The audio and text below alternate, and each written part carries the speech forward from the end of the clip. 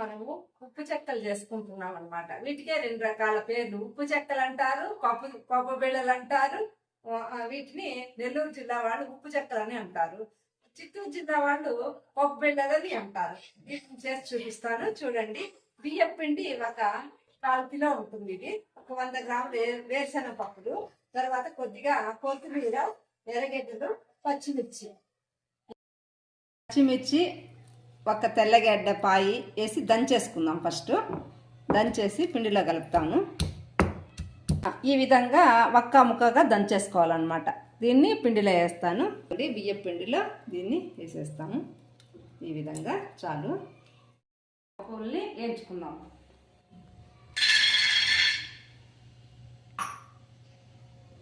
కొంచెం పైన ఉంటేనే టేస్ట్ ఉంటుంది. 100 గ్రాముల పైన 100 గ్రాముల వరకు తీసుకోవచ్చు. దానిపైన ఎవరు తీసుకున్నా బాగుంటుంది అన్నమాట. ఈ విధంగా వేసిన పప్పుని వేయించుకోవాలన్నమాట. ఇంకొంచెం వేయించాలి. పప్పు వేగిందా లేదా అని తెలుసుకోవడానికి ఇదిగోండి, ఇట్లా పొట్టు ఇట్లా పప్పుని ఇట్లా అన్నామంటే పొట్టు బాగా పోతుంది అనమాట. అప్పుడు వేగింది అని అర్థం అనమాట. చూడండి ఇలా. ఇప్పుడు మనం పొట్టు బాగా పోతుంది అనమాట. చూడండి ఇట్లా వెళ్ళిపోతుంది. ఒక పప్పు తీసుకొని ఇట్లా అన్నామంటే పొట్టు బాగా పోతుంది. అప్పుడే వేగినట్టు గుర్తు. ఇట్లా పొట్టు తీసి పెట్టుకొని మిక్సీకి వేసుకున్నాం. ఒక్క ముక్కగా, మెత్తగా వేయకూడదు. ఊరికే ఒక్క ముక్కగా ఒక్క తిప్పితే చాలు. చదివాం కదా, చూడండి ఇలా ఒక్క ముక్కగా వేయాలన్నమాట. ఇట్లా మెత్తగా వేయకూడదు, బరగ్గా వేసుకోవాలి. పచ్చిమిర్చి, తర్వాత వేరుశనగ పప్పు, బియ్యపిండి. ఇప్పుడు ఇదిగోండి ఎర్రగడ్డలు, కొత్తిమీర, తర్వాత సాల్ట్ వేసి కొంచెం ఇదిగోండి ఈ మాత్రం సాల్ట్, రుచికి తగినంత సాల్ట్. ఇవంతా బాగా ఇట్లా కలిపేసుకొని కొద్దిగా ఒక 2 స్పూన్ల నూనె వేడిగా కాసి పెట్టుకున్నాను. అది ఈ పిండిలో పోసి బాగా కలపాలి. నూనె చాలు, ఒక 2 స్పూన్ల నూనె చాలు. వేడి నూనె కాసి పెట్టుగా ఆ వేడి నూనె పోసి కలిపి ఈ విధంగా ఫస్ట్ పిండికి నూనెని బాగా పట్టించేయాలన్నమాట. ఇదంతా ఈ మిశ్రమాన్ని అంతా బియ్యం పిండికి బాగా కలవాలి. వేరుశనగ పప్పు, పచ్చిమిర్చి, కొత్తిమీర, ఎర్రగడ్డలంతా బాగా కలవాలి. ఉప్పు చెక్కల్లో ఎర్రగడ్డలు వేసుకుంటారా అని కొంతమందికి డౌట్ ఉంటుందన్నమాట. చెడిపోతాయేమో అని. ఏం కావు, బాగుంటుంది. బాగా టేస్టీగా డీప్ ఫ్రై అయిపోతుంది కదా, బాగుంటుంది అనమాట, చెడిపోవు. ముందు మా పిల్లలకంతా మేము ఇలాగే ఉప్పు చెక్కలు, స్నాక్స్గా ఉప్పు చెక్కలు, కొబ్బరి వడలు, నువ్వులు, వాంపొడి ఈ విధంగా చేసి పెట్టేవాళ్ళము. అవి తిని బాగా ఆరోగ్యంగా ఉండేవాళ్ళు. ఇప్పుడు పిల్లలు ఆ బిస్కెట్లు, చాక్లెట్లు తిని పళ్ళంతా పుచ్చిపోతున్నాయి. చిన్న చిన్న పిల్లలకే పళ్ళు పుచ్చిపోవడం, అద్దాలు వేసుకోవడం అట్లుంటున్నాయి. చేయలేకపోయినా మనము కొద్దిగానే చేసుకోవచ్చు. ఒక 1/4 కిలో అట్లా చేసుకున్నా కూడా 4-5 రోజులు పిల్లలకి పెట్టచ్చు అనమాట. అలా చేసుకోండి. అప్పుడంటే మేము సేర్లు చేసేవాళ్ళము. ఇప్పుడు చేయలేము, అంతసేపు నిలబడి అనిపించిందా.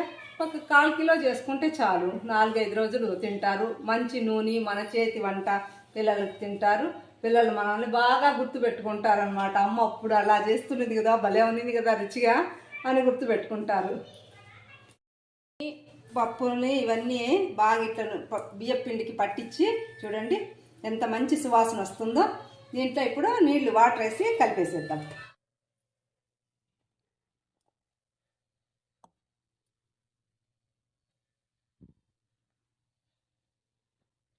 మృదువుగా కలుపుకుందాము.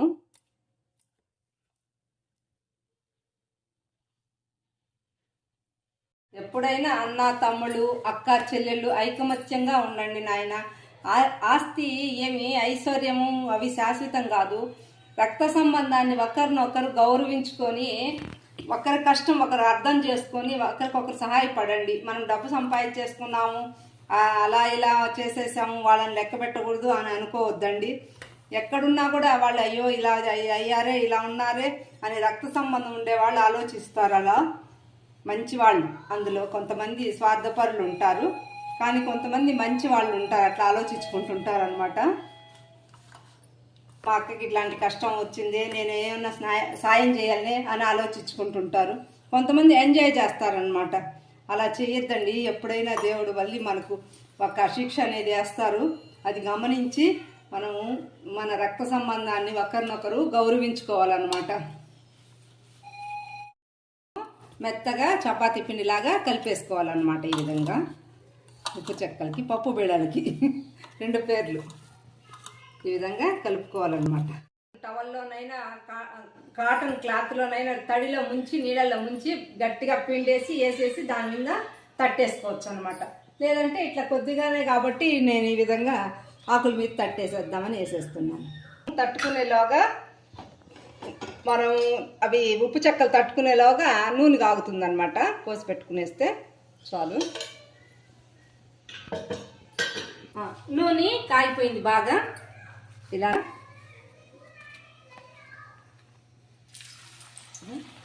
ఈ విధంగా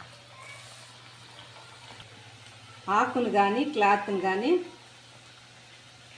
ఇట్లా అనుకోవాలి.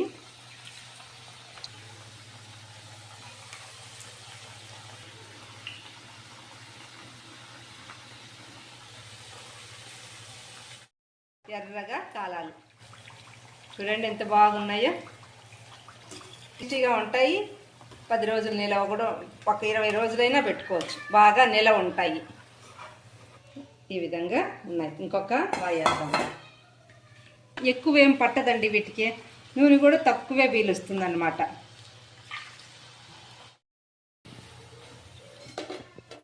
హెల్తీ అయిన ఆరోగ్యకరమైన ఉప్పు చెక్కలు చేసేసాను. చూడండి, ఇంకా దీపారాధన చేసుకునే టైం అయింది. వెళ్తున్నాను. లైక్ చేయండి, షేర్ చేయండి, సబ్స్క్రైబ్ చేయండి.